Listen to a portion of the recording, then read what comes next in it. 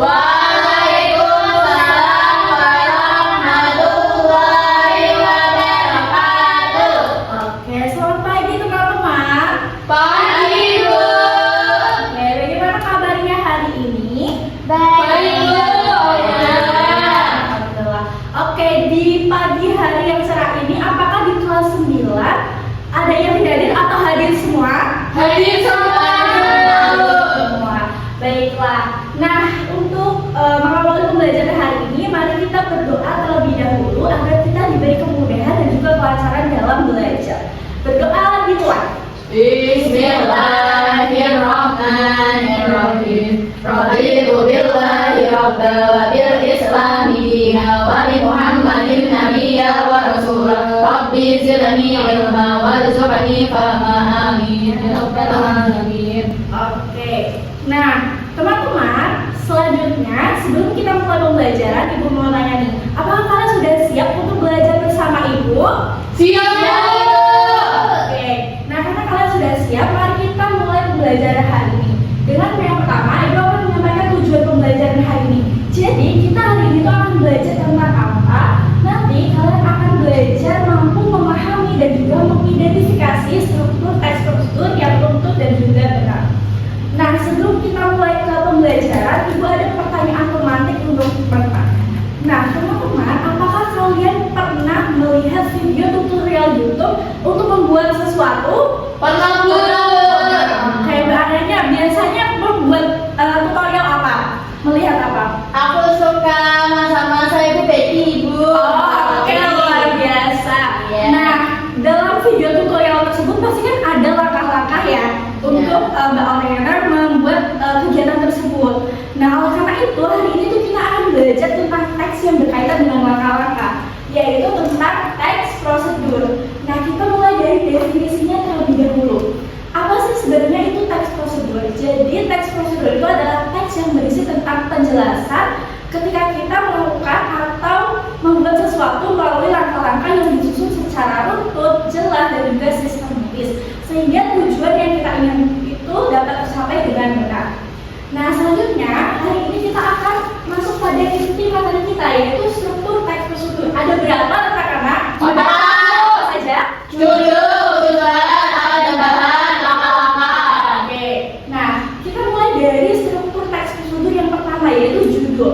Nah, apa sih itu judul dalam struktur teks prosedur? Nah, judul itu adalah bagian awal yang digunakan untuk menunjukkan suatu topik kegiatan yang akan dibahas dalam teks prosedur.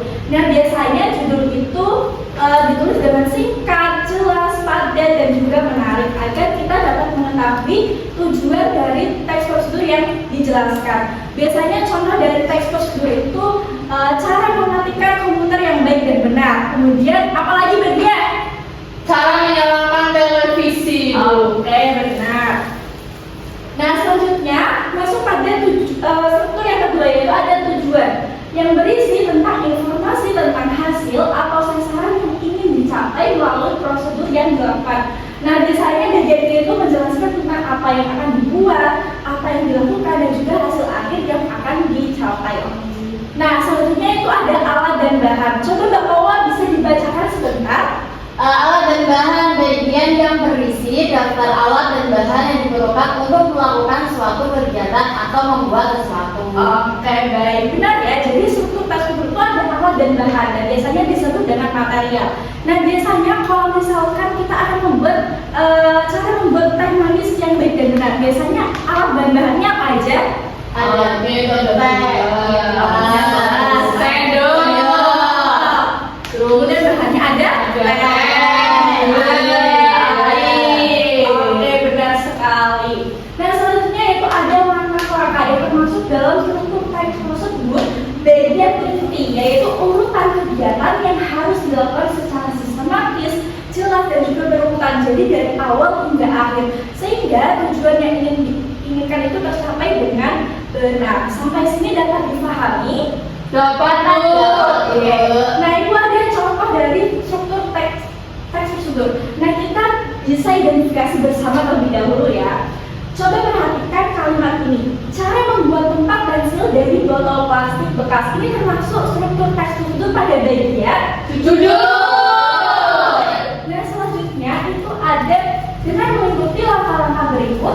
dapat membuat tempat pensil yang menarik dan juga bermanfaat untuk menyimpan alat tulis. Kira-kira termasuk bagian struktur tekstur bagian apa? Tujuan. Oke, selanjutnya ada gunting, penggaris, pensil, dan sampai tinta hias itu masuk bagian apa? Alat dan bahan. Oke, selanjutnya, nah ini ada cara membuat yang berisi beberapa tahapan dari mulai angka 1 sampai 8. Kira-kira masuk bagian struktur teks itu bagian apa? Keren sekali, sudah bisa dipahami ya? Nah, karena kalian sudah mampu memahami pembelajaran hari ini, kita akan berlatih dengan LKPD berkelompok dan juga berdiskusi dan presentasi. Nah, sebelum itu Ibu akan membagikan kalian menjadi beberapa kelompok kecil. Sudah ya? Selanjutnya Ibu akan membagikan LKPD-nya terlebih dahulu.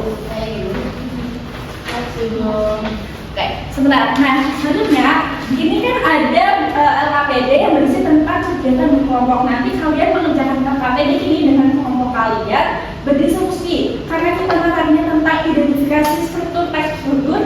Jadi dalam teks prosedur ini diidentifikasi apakah itu termasuk judul dan lain sebagainya. Dapat dipahami ya? Oke, Ibu beri waktu 10 menit dimulai dari sekarang. Semuanya Bu. Ya. Iya betul.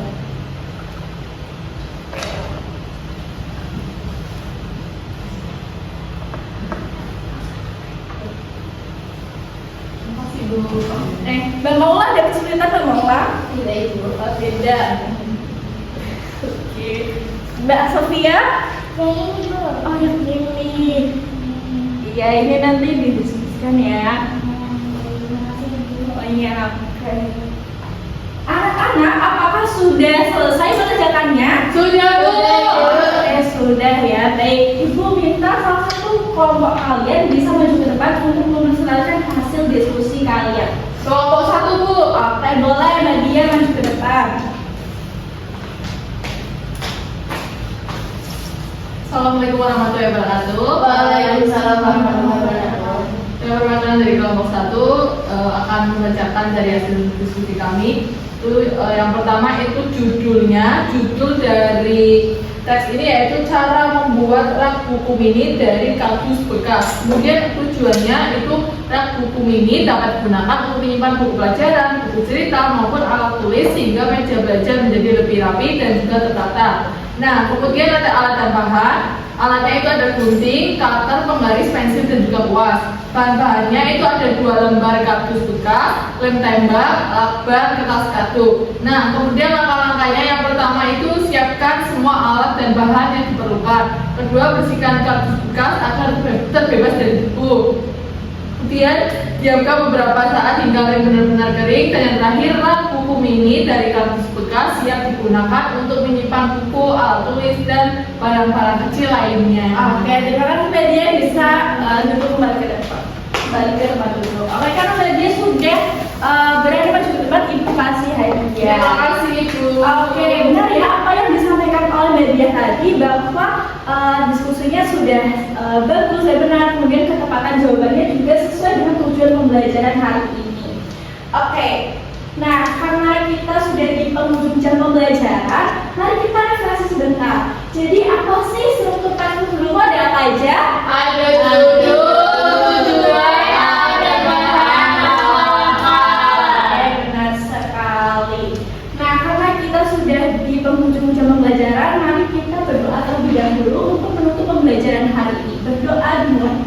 Bismillahirrahmanirrahim.